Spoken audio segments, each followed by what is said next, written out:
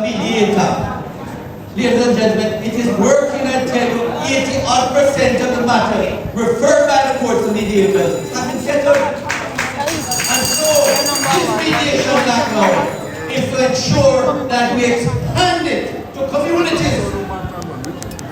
Not only to communities, where communities can refer to mediators, and we'll explain further how it will be done, because we are going to have what you call mediation service providers, who you can contact and they will assist in providing the mediators.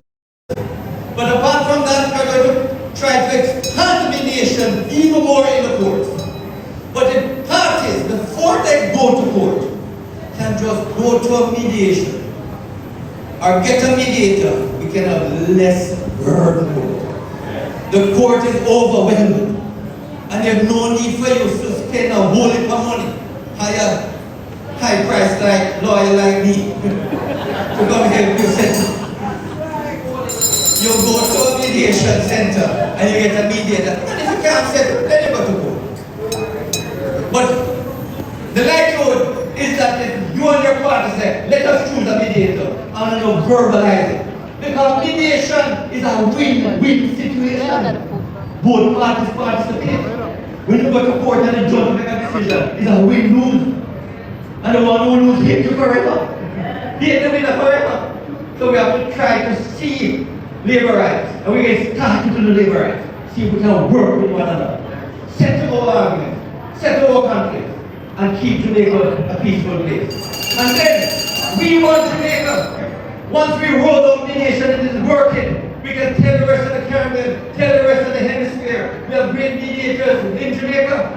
You know, this is what is happening in Singapore. So we are ratifying the Singapore Convention on Mediation.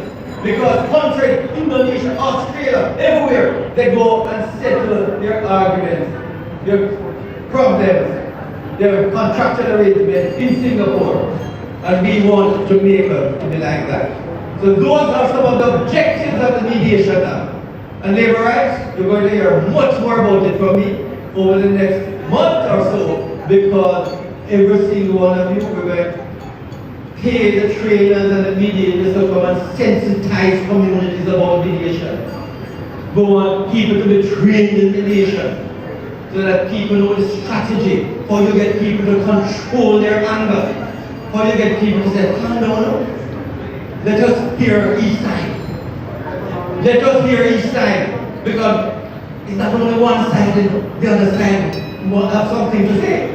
So both sides can really utter and say what they want, then the likelihood you can verbalize and settle. And that labor right is our vital justice ministry. It's the best ministry. And the best justice ministry in our hands. Because our Jamaica people to live in peace and harmony. And we want Jamaica to be a first world country. And it can only happen under Labour Party government.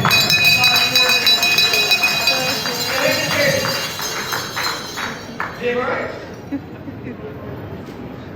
You have heard from the previous speakers, especially Minister Williams, you have a challenge there whenever the PNPs is going, they're always critical, looking for something wrong, looking for an argument.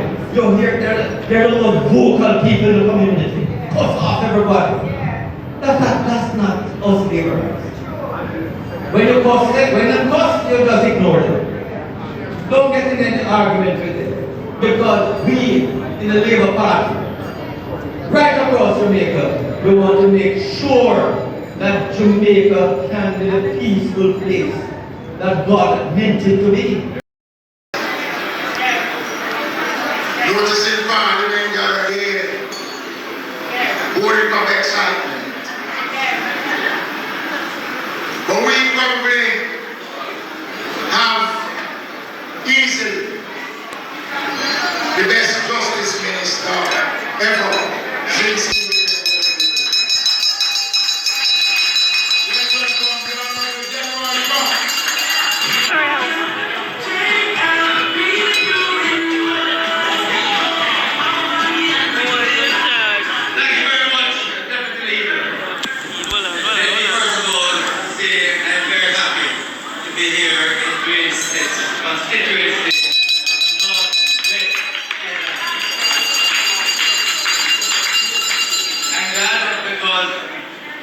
His father, Derek Smith, and I worked very closely together. And 30 years ago, it was Derek Smith who introduced me to Northeast Council Drug Cocktail to make sure that Northeast Central remained for the last 30 years, almost 30 years, a Labour Party constituency.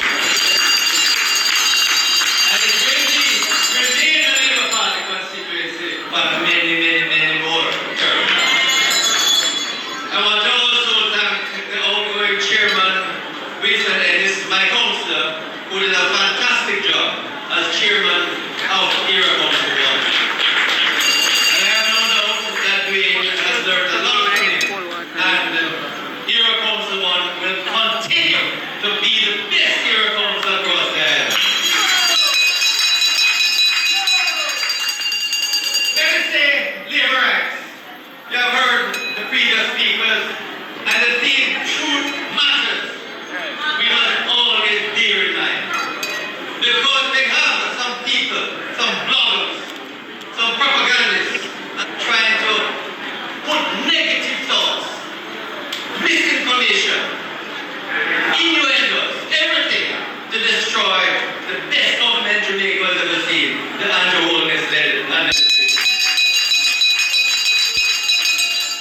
And I don't want to go into all the negatives that they have been spewing and give it any oxygen. I want to concentrate on positive things for the 2 minutes I have. First of all, how many of you recall when Darren Vaz said he's going to have a school bus program? Do you recall what the ANP did? How they undermined it and said it can't work? You can endanger the children. The parents don't want it. Laborers across the country now, every parent not only clears on the bus system, school bus system, but begging for more. And I understand, Minister Vaz, it's like the bringing more school bus so the PNP can shut their mouth and really support a great program. How many of you we have to talk about the positive things that is happening in this country? How many of you realize that for the first time in our history, for 4 straight consecutive years, crime has gone down, murder is going down?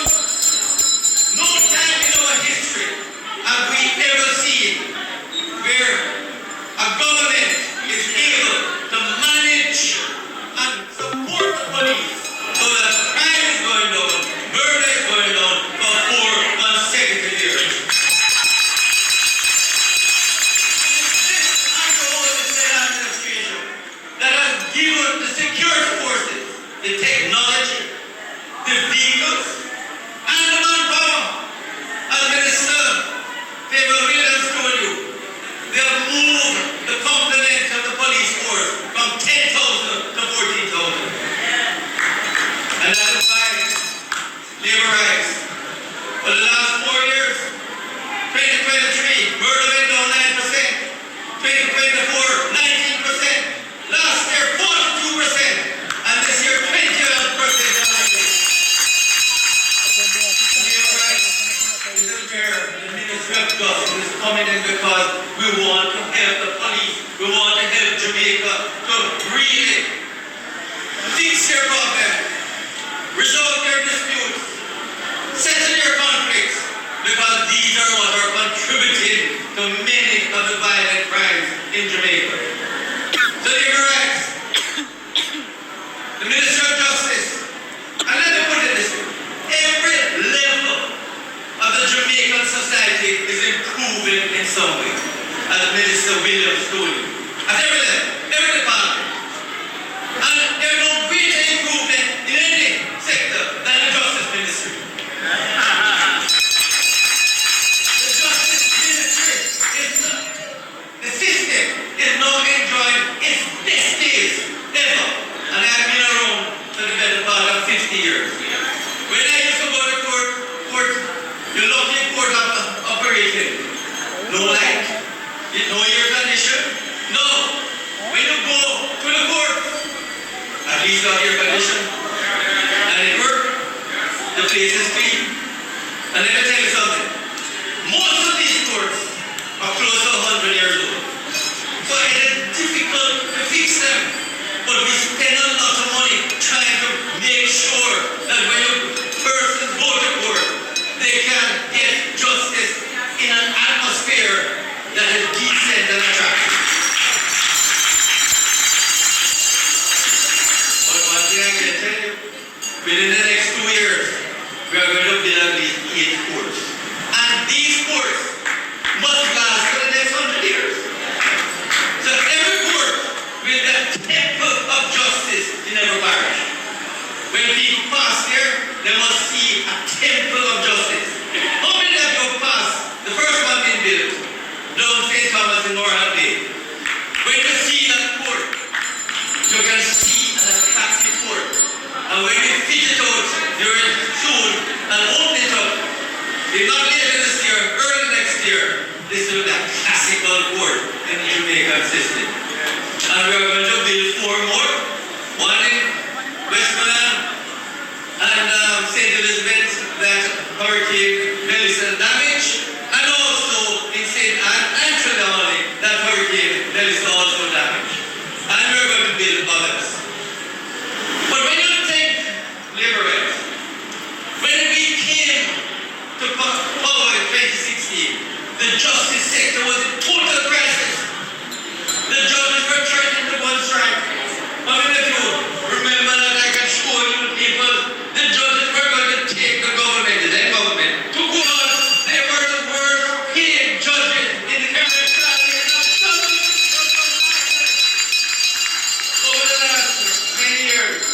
And when I came, lawyers who didn't legally work couldn't get paid. They were begging that when I came to office, they begged me, so what you can do with the job to make sure we get some money. That was a couple of years. People have judgment against the government, have been paid judgment debt within a matter of 3-4 years. We have to be begging the lawyers to send in their bills so we can pay them. We have to tell people we're going to settle the debt on the judgment, we can pay you. So for the last, and you know when the body who have succeeded in any case against the government. That is the underholdness and administration, the success of our Ministry of Finance, the area of the revenue, that the Ministry of Justice can get things done and make sure that our people can get what they deserve. And then we started, well, you know, my friend talked about expungement. I'm glad you mentioned it. Because only this year, less than 3 months ago, we changed the expungement, widened the expungement act, so that more people can get their records expunged. These are persons who, yes, have offended, but for the last 10, 15, 20 years, they have been trying to go and live a straight life. And finally, they were able to get the opportunity now. And I'm happy to report that we increased the number on the committee from 5 to 9. And I told the members, make sure that you meet regularly and remove the backlog of all our 2 closed cases. And the backlog has not been removed.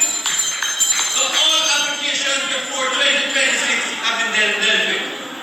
So persons now who have cases who have been convicted and are going straight, you can apply and you might get the record expunged. One area that we have not yet expunged are those persons who have been convicted of gun offenses. And I say to those people across Jamaica who have guns and created havoc in their communities, put it down. Because if you lose it and you get convicted, you guys have a whole heap of problem. And you could live with that offense for the rest of your life. So think about it as you move with your gun. Make sure you get rid of it. But let me say labor rights. We must support the police to bring crime even further down.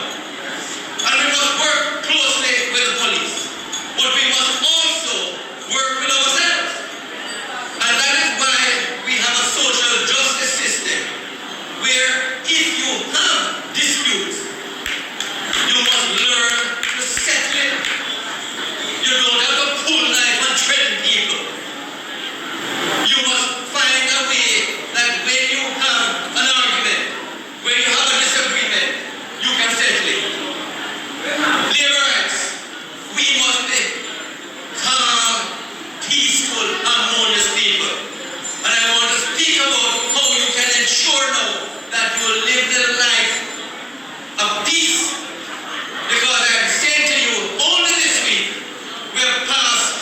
the Mediation Act. And I want to spend a few minutes to tell you about it. This Mediation Act will be added on to restorative justice. And you know, like friend Glenn Smith said, there's a restorative justice center in the Pembroke Hall Center, and it is saving lives. Because when people have committed offense against one another, they go there and restore their relationship. And we have 22 of these restorative justice centers right across Jamaica. And we have justice centers in every parish, so that anyone who have a dispute, have a problem, they can go to the justice center, or they can call AAA Justice and get direction how they can solve and heal their problem. So what from restorative justice, child diversion, and victim services, expungement, we're now going to add mediation, which will be my focus over the next 12 months. Because we want a mediator in every square mile of Jamaica. We want every pastor to be trained in mediation, every teacher to be trained in mediation. Because the idea of this mediation bill is to ensure that mediation is widely known, widely practiced, widely used. But those persons who are going to charge as mediators must be certified. So they are professional mediators who, once we the government paid now, and believe me, last year over 3,000 settlements were made. 80 out of 10 of the cases have been delayed. And the Ministry of Justice paid out $55 million. And I don't mind paying out $500 million if people can come together and settle their matters. Ladies and gentlemen, disagreement is good. Nothing is wrong with you disagreeing. It is a part